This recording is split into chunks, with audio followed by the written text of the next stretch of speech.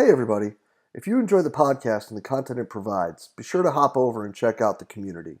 The community is an exclusive members website that is just an extension of what we do here in July at the Central Virginia Sport Performance Seminar. What it is a combination of video lectures, a coach's corner with your Monday morning take-home information, and a forum where you can talk about anything and everything related to the field of strength and conditioning. In the community, you'll find content added each month from some of the top practitioners in the world, ranging from PhDs to high-level coaches, bringing you exactly what they're doing with their athletes or their research at the present moment. On top of that, an additional discussion by coaches bringing you that Monday morning information, things that you can add to your training program right away. Tying that in with the opportunity to discuss with coaches around the world in the forum on anything and everything from the topics addressed in these presentations to whatever you're seeing in your daily life as a coach. If this sounds like the right thing for you and your staff, go ahead and hop over to cvasps.com/community and try it out for 48 hours for just $1. If you like it, you're signed up, ready to roll, and you're jumping into all the great content added each month. If not, feel free to go ahead and cancel at any time. No questions asked. We're really excited about what we're building in the community and hope you are too. Go ahead and hop over to cvasps.com/community and check it out today. Hello, and welcome to the podcast. Today, guys, I have the absolute pleasure of sitting down and talking with Virginia High Performance's Vernon Griffith. Guys, we're going to talk about training, progressions, regressions, giving athletes autonomy, and of course, if you're talking to Vernon, we're going to talk about the dead bug. Guys, this was an IG Live from a week or so back, and it's an absolutely sensational talk. I truly hope that you guys enjoy this as much as I did. The only thing I ask, guys, is if you take something from it, please share it, spread the word, tag your friends on Instagram that could take something from it, because Vernon is a wealth of knowledge and is sharing so much awesome content on Instagram at Vernon Griffith 4. Guys, this is truly sensational. I hope you enjoy the talk as much as I did. Let's get right to it. I'm stoked that you're able to do this, man. I'm excited to get you on here for a little bit.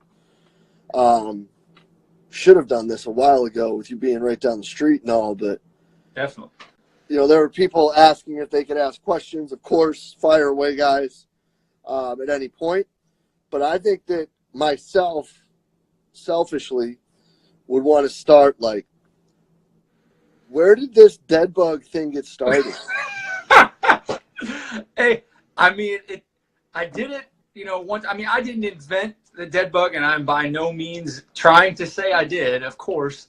But it became something where I did with like a couple people. Or I mean, I've done it forever, and then I just posted a video of it one time, and then someone was like, "Oh, that's great." And I'm like, "Have you never heard of a dead bug before? Like, how, this can't be like the first time you've heard or seen that." And then I just posted another one, and then someone else liked it. My brother Chase, love you, man. And then it just kind of, I don't know, just posted more videos, and I just love it because it's for one, it's a great movement. People can say whatever they want about, doing extra stuff or accessory stuff, and we do all the big stuff as well. We squat, deadlift, trap bar, we do all that stuff as well. But I just love that movement for one, especially when it comes to athletes and a lot of the military people we work with, for the body awareness associated with it, and then with the benefits from doing dead bugs, the extending with the pelvis, controlling that extending position, holding active flexion. And then I think my favorite part about the dead bugs is the experience I've had with my athletes to do them, because it becomes this building opportunity where we're continuously trying to make it more challenging, but they're involved with that. It's not just like, hey, this is the dead bug for today, or this is what we're going to do today. And it's like, all right, well, let's try it this way. Let's try it this way. And then I tell them, like, hey, how do you think we can make this more difficult? How do you think you could get feeling, if I want you to feel it here more, how do you think you can make it more challenging? So it becomes this collaborative effect with training. And I don't think that happens enough in the training world because we're so rigid in our programming or whatnot. So something that's so simple, but then so beneficial, and there's not much risk associated with it if you're doing it right. And it just becomes a collaborative event. And I think it's awesome. Oh, yeah, sorry. No, man, that is awesome. So then, It's good. how much of this did it get into, like, building progressions and regressions, and then like finding things that were going in the wrong direction versus the right direction, or whatever it might be? I mean, it all starts with, I guess you would say, I don't want to say, just awareness of what the core is doing when it comes to flexion and extension. So to me, I look at when I say core, I'm talking about like the middle abdomen, but I look at it from the front and the back is like 10 inches on this side on the front and 10 inches on the back. So people like to say ribs and pelvis and posterior pelvic tilt and all that stuff, and that's fantastic. But when I'm trying to get a point across, if I just say 10 inches on the front, 10 inches on the back, and then anything else that changes from that, I'm either going short or long on the one side. So if I go 11 inches on the front side and get into an extension, then I have 9 or 8 on the back side. And dealing with especially the athletes that we have and the military personnel that we work with that already suffer from back problems, that's my way of trying to get them away from that going into 9 or 8 on the backside. So we go 10 and 10. So the dead bug to me was just a progression off of that coaching cue that I can challenge them with that 10 and 10 position. So that's why I started doing it. And then just the more I dabbled with it, then we started to get into the effects of especially the kids that are sitting in classroom all day or the people that are sitting at desk jobs all day. And it's, well, everyone has tight hips. Well, do you have tight hips or do you have weak hips? And then we do some sort of hip flexion test, and the hip just drops, the leg just drops right away from holding it. And it's like, if the hips were tight, then that wouldn't happen. The hips are weak because you're sitting like all day. Like you see high school kids, they sit in a classroom for 8 hours a day, and then the second that bell rings, they're running to practice, and then they're expected to do these explosive movements. I mean, what do we think is going to happen? So I guess you would say it could start from there. I think I posted a video that said, is it tight hips or is it weak hips? And then I kind of got a lot of feedback from that. And I was like, oh, maybe I'll just keep this rolling. It was beneficial. I don't know. It's fun, man. I think it's cool. And I see a whole lot more dead bugs now on Instagram and Twitter, which like I said, I didn't invent it, but it's cool. It's a safe movement. It's a beneficial movement. Everyone should be doing it. Of some factor, progressing, regressing, everyone can do it. So we'll call you the exterminator then, since you're the guy that really got the dead bug rolling. I don't want him to get rid of them. This is cool. We need to keep them around. Yeah. So then, with these kids, like, I love the fact that you've got the kids involved. I'm a huge believer in autonomy. Again, I'm to the point where I probably do a little too much. How many times have you run into a spot where you've been like they're going in the wrong direction, or there have been times where they throw a curveball at you and you're just like, holy shit, I can't believe I didn't think of that? Was it with the dead bug movements, or was yeah, because you said that, like, when you're asking them like how we can make it harder and this, that, and the other. Yeah, I mean, like, I sometimes think they come up with crazy stuff. People would be surprised with if you ask your athletes or I say athletes is loosely, it can be mom and dad, it can be anyone that you're training, for input and for what they think and what they feel, how much that they actually are aware of what's going on with their body. And I mean, especially the ones when it comes to like rotation and anti-rotation, and the ones we did from the sides that one time, that one kid, because I was telling him what I wanted and I was explaining to him like the lateral sling and the effect, because we were doing side planks with that. And he was like, well, what if I did it this way? And I was like, oh my God. Yeah, that's really good. Let me get my phone out real quick and get a video. And he was like, well, let me tighten up my form first. I was like, awesome. Yeah, I love it. But it's just fun. And I think if we're going to make things, I mean, we can make things famous of guys jumping around on ladders and make things famous of kids going way too fast on treadmills. Why not make people doing a movement that's beneficial to anyone, whatever. More people doing it, the better. No doubt. And obviously you see a ton of help with everything else you're doing with them. Oh, of course. When we do it, we'll do it as an activation type movement before specific lifts, and then on like active recovery type days, maybe we'll do that for a little bit longer as type of a core training, or at the end of a workout so I mean, I probably shouldn't say it on this because the athletes are watching, but I love the dead bug specifically because when it comes to some kids, sometimes they don't care the reason that they're doing it. They just care how they feel it. And it's one of the few exercises that everyone wants abs. So you feel it in your abs right away. So now I've had some kids where they're like, I don't care how it makes me feel, like sports wise. I feel like I'm getting a good ab workout. I'm like, hey man, well then that's what we're doing. We're doing 3-minute abs. And you know, whatever it gets them to want to do it, I'm in. I'm sold on that. No, 100%. Like, because at the end of the day, who cares why? Yeah. I mean, that's their why. That doesn't. I mean, yeah. Our why doesn't need to be the same. For sure. Do you guys ever do them at Richmond? We dabble with some of it. We're getting into more things along that realm as we start transitioning in. So how we start the kids, at least the guys and the women that I work with, when they first come in, like we do a ton of stuff in just static positions because before we end out asking them to get there, I feel like it's really important for them to be able to actually hold the bottom of a squat.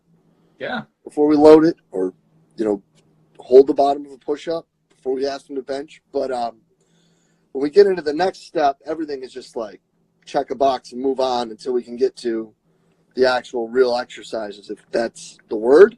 Yeah. And we started dabbling with that with our younger guys this summer. And it was interesting, man, because a lot of them are like, they have such a long way to go. And Chaser, if you're still on here, you're probably being exposed to this more and more now, being in college basketball. But like, they're so extreme now, like with these kids, where there's like the group that like either had somebody that's a qualified strength coach at their high school, or mommy and daddy had enough to put them in a facility where they were taught, and things are like, they're just like bang, bang, bang, bang, bang with everything. And then there's everybody else that is just like, holy cow, what do I do with you? Yeah. I mean, it's probably like the same thing that you guys run into. Yeah. It's the high school that I was working at, helping out with, it was the same, that huge disparity between talent and the athletic abilities of some of the kids. And you just got to find somewhere where, you know, you're challenging those so that they get better, but at the same time finding movements and exercises that can be regressed and progressed on the spot so that no one can feel left out, or that they're, you know, that they're not getting your best. So. No, and I think though what's really cool, and you know, people like to kind of shit on millennials and these young kids now, but I think that what's really cool with them, or at least the ones that I get the pleasure to work with, is they don't, more often than not, take exception to being singled out in things. It's like, bro, like, look at what you're doing versus what he's doing. Like, yeah, we should probably slow down and do something better for you. Yeah. You know, I mean, like, in the 80s, I would have been miffed, you know? I would have been like, I can do that, you know? Yeah. No, I couldn't. No, I can't do that. Yeah. And that's good, bad, or indifferent, you know? I mean, it's cool, man. I like our daily routine that we face or the people that come into VHP on a daily basis. It's so diverse. I mean, you have from next person to next group to next person can be so different.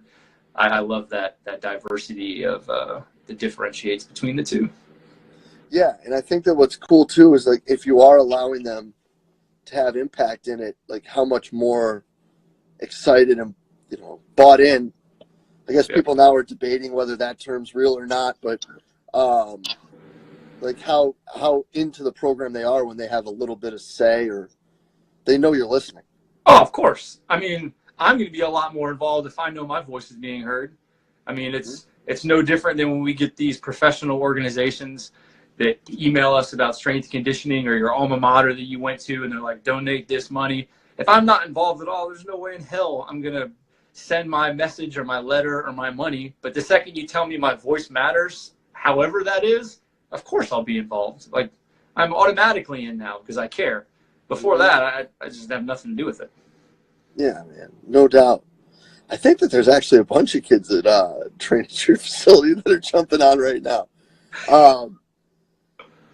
But then let's talk about the other steps of programming. So if you're looking at these with your progressions and regressions, and you're dealing with kids from middle high school all the way up to, the men and women that are, protecting our freedom, Mm-hmm. how do you set these? I mean, that doesn't get a much bigger spectrum than that.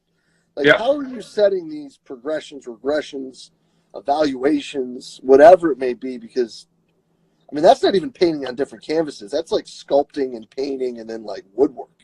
Yeah, I like it, but for one, I heard someone else say it on Twitter, and I don't remember who said it, but I completely believe it. I mean, every day is an evaluation.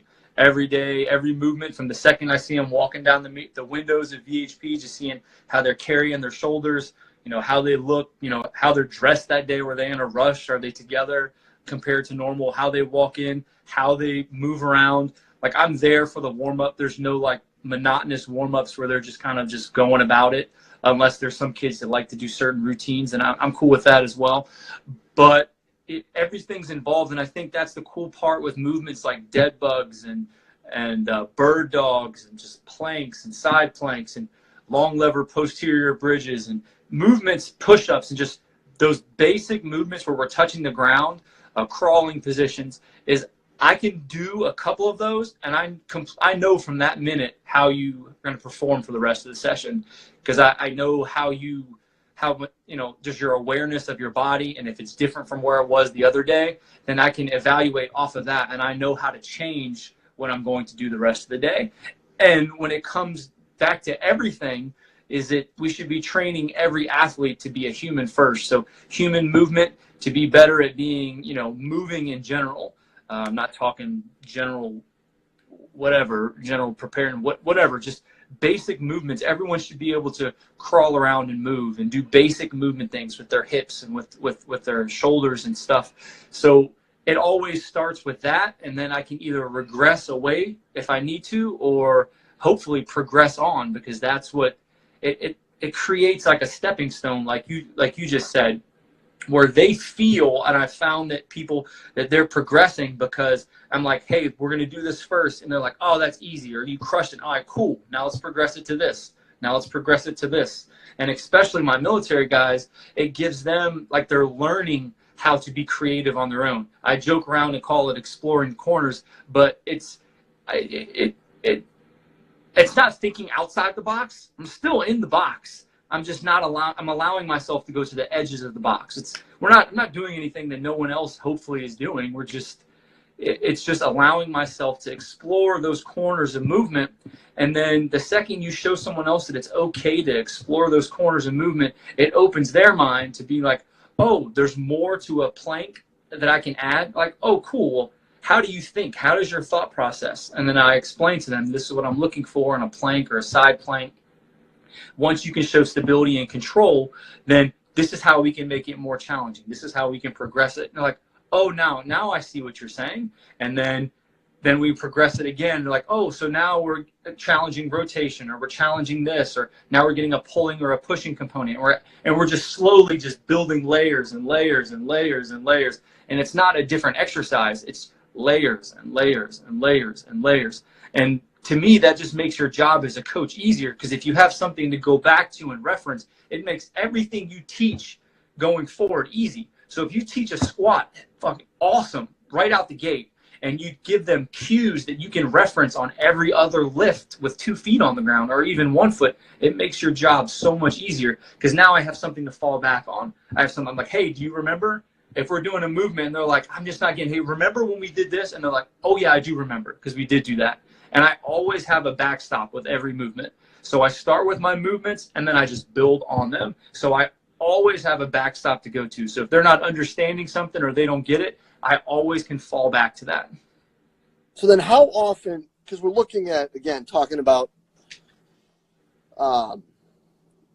building off of really simple things and making them more complex and adding variability to it, but how often do you then need to go back to, like, the foundation of, like, just the side plank or the traditional plank to make sure that like the signal and the noise aren't getting, you know what I mean, in the way of each other? We'll do it almost like a warm up. Like if you're benching that, if you're doing a squat, a 5-rep squat, whatever that day is, you're doing 5 reps. You're not going to go right to your 5 reps. I'm not going to go right to my best side plank. I'm going to start with the side plank and I'm going to work my way through. I might only do it for 5 or 10 seconds, but I check that block. Now I move on. No different than warming up for a squat or a bench day. And it's helped me, and I just layer movements. Like, hey, do this. Now we're going to add this today. Do this. Now we're going to add this today. Do this. Now we're going to add this. And it's not the whole session. It's literally maybe we're doing it for 5 or 10 minutes, and that's our, I guess you would say, our activation component. And for our normal workout, like I said, unless it's like an active recovery day or we're going to only do core movements for the day, then it'll be a little bit longer. But it's just, and it gets people away from like a blind warm up, I guess you would say, of there's nothing wrong with, and I'm not like just doing the typical dynamic warm up. There's nothing wrong with it, but I think a lot of kids especially will just go on autopilot. So it lets me, we'll call them proactives or whatever, not correctives, but proactives, whatever, of based on that athlete and the sport and the movement deficiencies they have, certain things that we need to do to get moving. And it just keeps them in. I feel like it dials them in. They're just more involved, like we talked about. So you always start the progression of the day with the backstop movement? It depends. So if I have a kid, say we're going to do side planks from this or dead bugs for our activation right out the gate. I'm probably going to do straight dead bug, no variety, just nothing around no bands around the feet, and then I'll go to the one that's going to create anti-rotation or with the Palloff press. But I'm always going to do that one because for those 5 reps, I can give him my cues of which he or she can correct on the spot with no force, no different than squat. And while they're doing their warm-up sets, that's where I get to give my cues, because once they're under a 5-rep max and they're freaking working, I can say whatever I want. They're not going to be thinking about my cues. They're going to be thinking about getting the work done.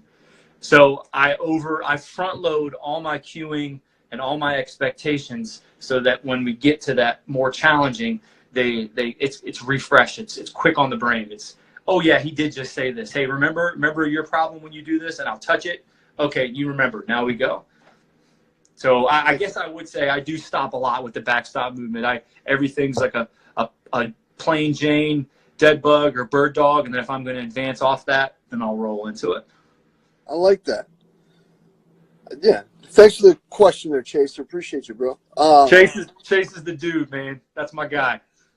Yeah, I'm excited to have him in the league now, man. It's one thing that I've actually really been kind of selfishly proud of, and I was actually talking with Matt Johnson about it today. That like we've had some like really good strength coaches in the Atlantic 10, and it's the guys that left this year. There were some freaking big timers and filled 3 really big roles with 3 really good coaches. So I'm really excited for the league, as to what we have in there now. That's cool. Yeah. I'm excited. I'm excited for Chase and his new opportunity, man. He's just a good dude. Mm-hmm. Yeah, man. Yeah, he does a lot to help us out too. He's a good guy. Yeah. He actually just put an article. We just published it today. Really? Yeah. I'll have to check that out. Yeah, 4 things with the lifts. Yeah, it's really good. It's really good. I mean, you'd never guess that Chase would want to write about weightlifting exercises. But he's all right, I guess. Yeah. But hey, man, listen, I'm stoked that we got to do this, and hopefully I'm able to record this too, and we can reuse this as a podcast. But then we got to get you on the show again, Dan, because this is great, and this actually this has got me thinking about some stuff, like to the point where I just pulled some things open, and they're open on my laptop right now that I'm going to start working on. But appreciate you taking the time, bro. Thanks for having me on, man. Yeah, man, we'll be in touch soon. Later, brother. Later. Yeah, Chaser. Big shout out, bro. Appreciate you. And guys, thanks for taking the time to be here and watch. For those that missed, hopefully this is up in the podcast in a week.